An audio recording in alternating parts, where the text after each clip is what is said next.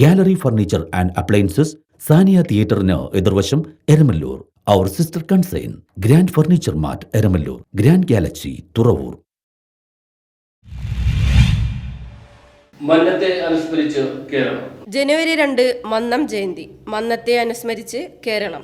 1878 ജനുവരി 2-നാണ് അദ്ദേഹത്തിന്റെ ജനനം. കേരളത്തിലെ സാമൂഹിക സാമുദായിക നവോത്ഥാനത്തിൽ പ്രധാന പങ്കുവഹിച്ച ആചാര്യനായ ഭാരതകേസരി മന്നത്ത് പത്മനാഭന്റെ ജന്മദിനത്തിലാണ് മന്നം ജയന്തി അനുസ്മരിക്കുന്നത്. പതിറ്റാണ്ടുകൾ നിലനിന്നിരുന്ന സാമൂഹിക പ്രശ്നങ്ങളെ വിധിയെന്നു പഴിച്ച് പരിതപിച്ചു നിന്നവർക്കും അവരുടെ മനോഭാവമാണ് മാറ്റേണ്ടതെന്ന ബോധ്യം പകർന്നുകൊടുത്ത് അദ്ദേഹം കേരളത്തിന്റെ സാമൂഹിക രാഷ്ട്രീയ സാംസ്കാരിക രംഗങ്ങളിൽ സുവ്യക്തവും ശക്തവുമായ നിലപാടുകൾ കൊണ്ട് സ്വന്തം സ്ഥാപനമുറപ്പിച്ച പ്രസ്ഥാനമാണ് നായർ സർവീസ് സൊസൈറ്റി. അധ്യാപകനായും അഭിഭാഷകനായും പ്രവർത്തിച്ച മന്നത്തിന്റെ വാക്വൈഭവം അദ്വിതീയമായിരുന്നു. വാക്കിനെയും പ്രവൃത്തിയെയും ഒരേ ദിശയിൽ ചലിപ്പിച്ച മന്നം സ്വന്തം സമുദായത്തിന്റെ ഉന്നതിക്കായി പരിശ്രമിക്കുമ്പോൾ ഇതര സമുദായങ്ങൾക്ക് ക്ഷോഭകരമായതൊന്നും ചെയ്യില്ല എന്ന NSSന്റെ പ്രസ്ഥാന പ്രതിജ്ഞ ജീവിതത്തിൽ ഉടനീളം പാലിച്ചു.